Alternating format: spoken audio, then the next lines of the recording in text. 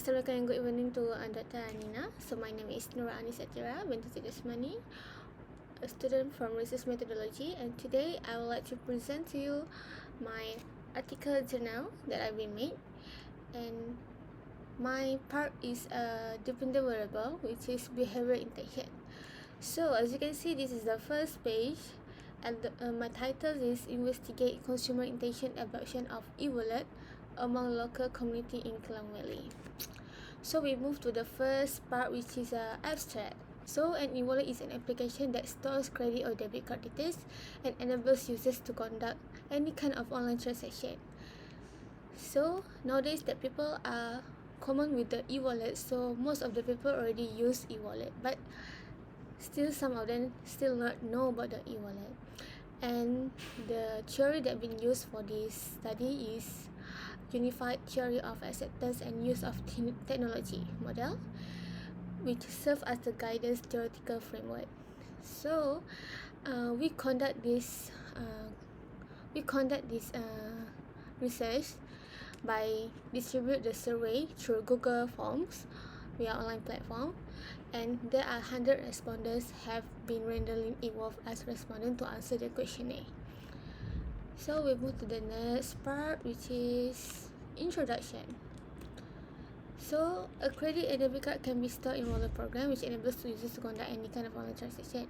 Because using an e-wallet for an electronic transaction offers the benefit of convenience, adaptability, and security, it is currently regarded as one of the most popular means of payment, said by Udin. So e-wallets are also acknowledged of their cutting-edge advantage, such as personalization and immediate communication, said by Osakui. However, it is also possible to say that young adults utilize e-wallets primarily due to the adaptability, versatility, and ease of use for smart device transactions. In this day and age of rapid technology innovation, mobile phones are becoming more and more useful as e-wallets due to their ease of use and simplicity. And Malaysia also been part to promote the e-wallet transaction, means like the e-wallet usefulness, by provide e-penjana and e-tunai rakyat in 2020, and the government has allocated 1.2 billion ringgit Malaysia to stimulate the market and boost digital adoption. So next is the problem statement. So with the development of technology, the use of cashless transactions has grown over time. Basically during COVID-19, because we want to prevent a lot of keep in touch method. So in the fourth quarter of 2022, 45% of Malaysian customers utilized digital wallets, down from the previous quarter, according to the Operator's survey on e-wallet usage. In Malaysia, the percentage of persons utilizing e-wallets peaked in the first quarter of 2022 at 68%, stated by Statistical Research Department 2023. And meanwhile, according to Gori, in Malaysia, there are more than 20 different e-wallets, each with unique advantage. So there's kind of a lot of e-wallets that have in Malaysia, but the famous one will be go to the GrabPay, BoostPay, Touch and Go e-wallet, and also SPay Later, Shopee Pay Later. So that is the literature review. So this is my part, which is the behavior intention. So behavior intention is the one definition of intention is a plan of action that a person pursues, state by Joe. And a person's subjective probability that they want to achieve within a specific time frame is known as their behavioral intention. And it also refers to the way a person will act in the future. An innovative and extensively used payment method is the e-wallet. It is anticipated that e-wallets would significantly expand in Malaysia in the future, said by Nizam. So due to the COVID-19 pandemic effect, the majority of Malaysian consumers now choose to use electronic wallets. E-wallets have been widespread and well-known among the general public in Malaysia before the pandemic outbreak. However, using an e-wallet was not difficult, especially for elderly people. Sorry. Only 36% of Malaysians used e-wallets as their main method of payment before the epidemic, according to the survey. And the COVID-19 pandemic was the catalyst for the remaining 64% to be using it. This suggests that prior to the COVID-19, the majority of Malaysians were unaware of the importance of utilizing an e-wallet. So, within the framework of the research, intention pertains to the degree of customers' propensity to utilize or make a purchase using an electronic wallet, and it may serve as a predictor of that customer future behavior about e-wallet usage. So, 3.2 is about the unified theory of acceptance use of technology. So, this is a framework is applicable in a wide range of contexts, from understanding why people use social media to examining the adoption of new workplace software. Its comprehensive nature allows researchers and practitioners to explore the factors driving technology adoption. They can effectively design and implement strategies to encourage technology acceptance by analyzing these factors. In summary, this theory provides a user-centered perspective on technology adoption. It recognizes that user expectation, perceived ease of use, social influence, and other factors are vital in shaping the decision to embrace technology. This framework is invaluable for understanding and promoting technology adoption in today's digital world. So 3.3 is about the independent wearables. So we have 6 independent wearables, and the first one is about performance expectancy. So it's primarily used to calculate customer confidence in a system's ability to provide advantage or benefits in their everyday life, such as new technology. Whenever it comes to the cloud-value smartphone consumer user of e-wallets, the effect of performance expectancy is clear. According to the previous studies, there is a significant population in the cloud valley who use e-wallets apps.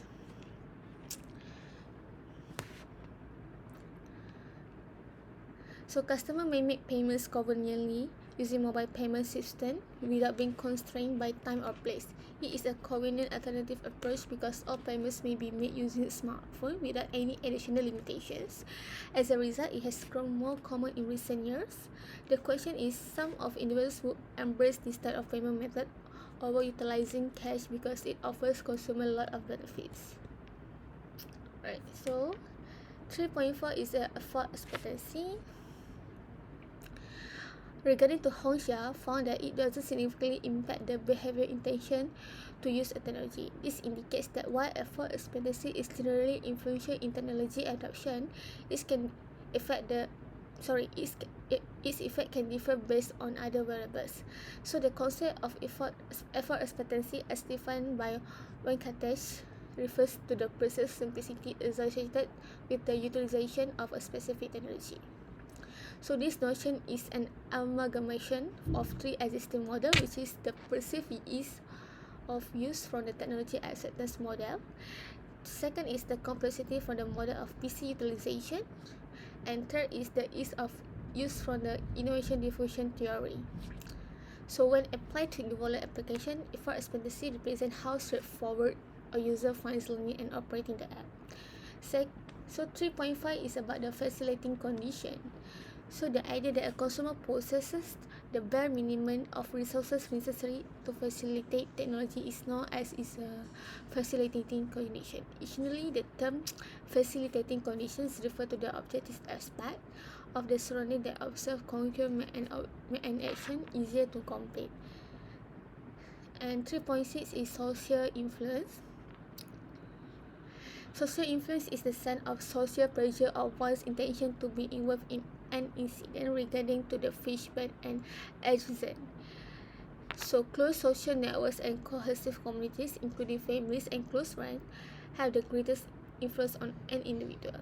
Therefore, if other people in their social circles use a particular technology, that person will be more interested in utilizing it as well. So adoption of technology can be influenced by social factors. So 3.7 is security. E-wallets, a modern of digital payment, have gained popularity due to the security measure. Trust and confidence influence user acceptance and usage of e-wallets. Users must have faith in the security measures safeguard their sensitive data, such as credit card information, personal identification, and transaction history. When e-wallets are perceived as secure, users are more likely to trust the service provider and feel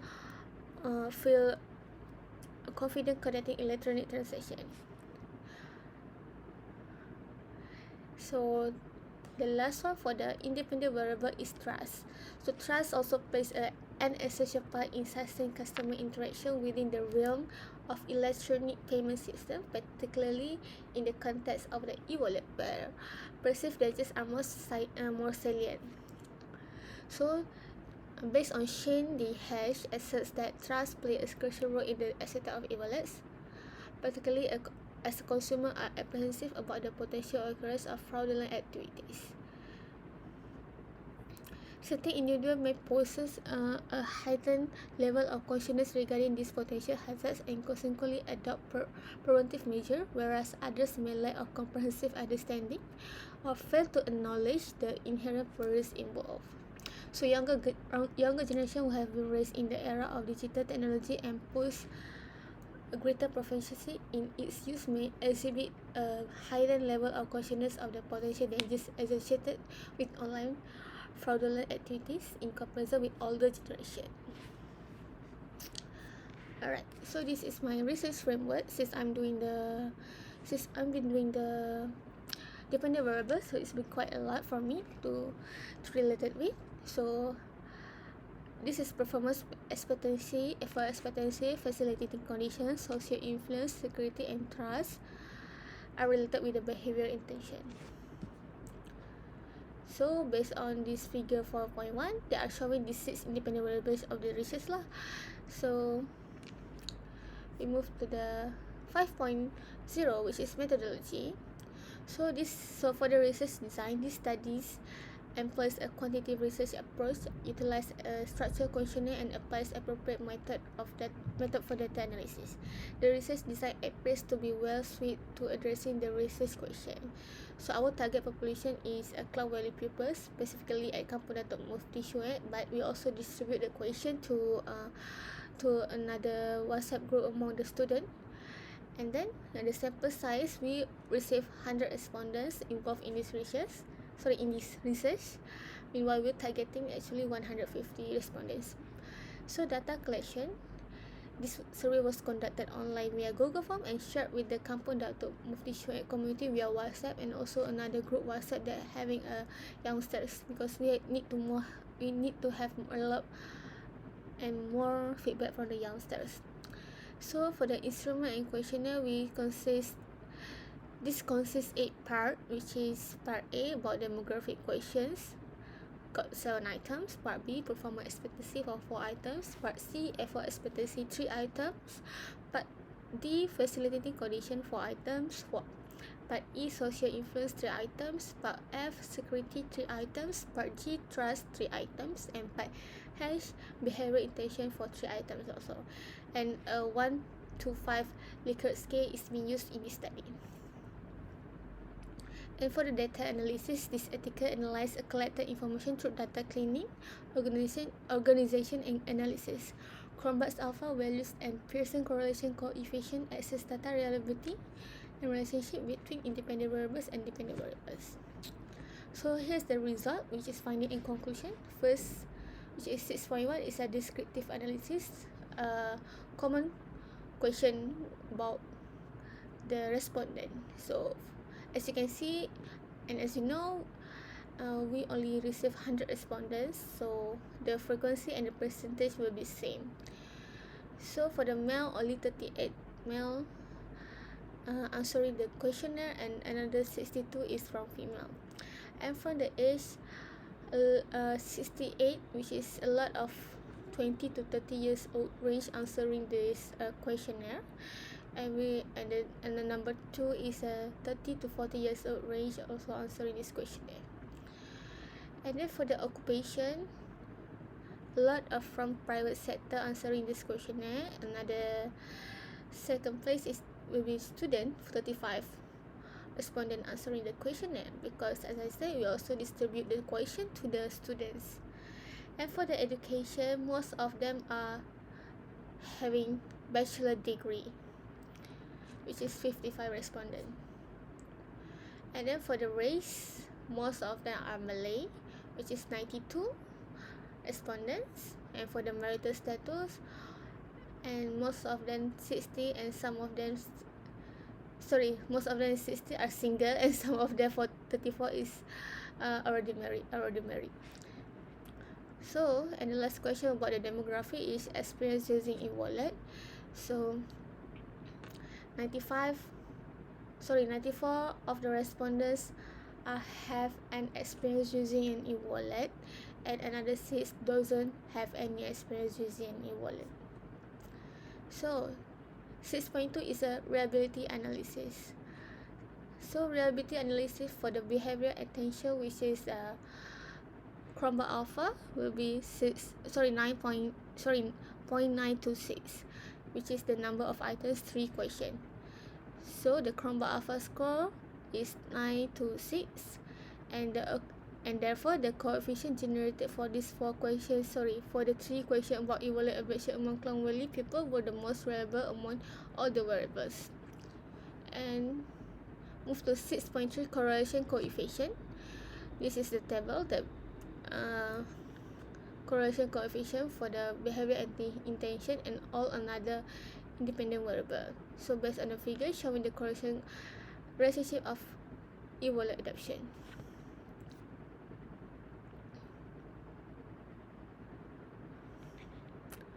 So as you can see,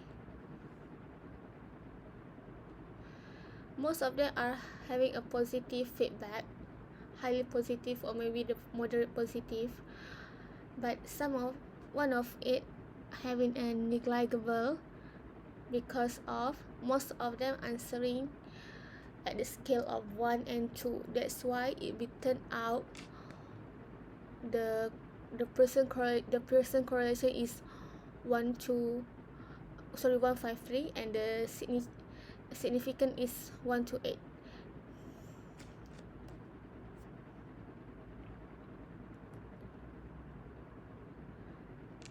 So the performance expectancy and behavioral attention was supported by moderate positive with correlation coefficient 0.640 with both significant value at 0.001 and it is accepted.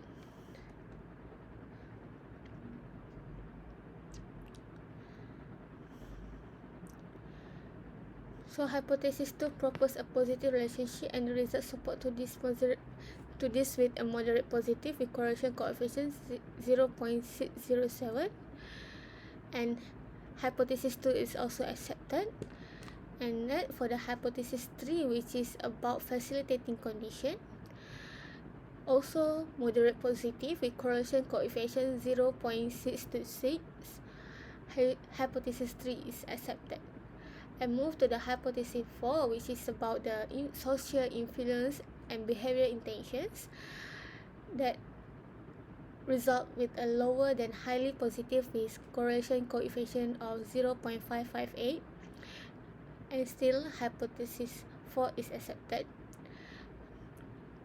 Meanwhile, the hypothesis 5 for the security and behavioral intention have a negative relationship as the result with this negligible correlation with correlation coefficient of 0.153, and hypothesis 5 is not accepted. And lastly, for investigating trust for consumer intention through e-wallet adoption, hypothesis 6 proposed a positive relationship. The result revealed a highly positive with correlation coefficient 0.798 and both significant values at 0.01 confirm the statistical significance of the relationship between trust and behavioral intention. So the conclusion is the objective of the study were obtained, all 6 research questions were answered, and all 6 hypotheses were confirmed and accepted throughout this study based on conducted survey analysis. The findings indicated that there is a significant relation between the uses of e-wallet and trust, security, social influence, effort expectancy, performance expectancy, and facilitating condition. All in all, this study is critical to survey the degree to which e-wallet application and is acknowledged in Malaysia, especially Klang Valley. The research highlighted how the public has taken different drive to guarantee to this innovation can be ideally used in their daily life as an alternative to cash. So that's all from me. Thank you.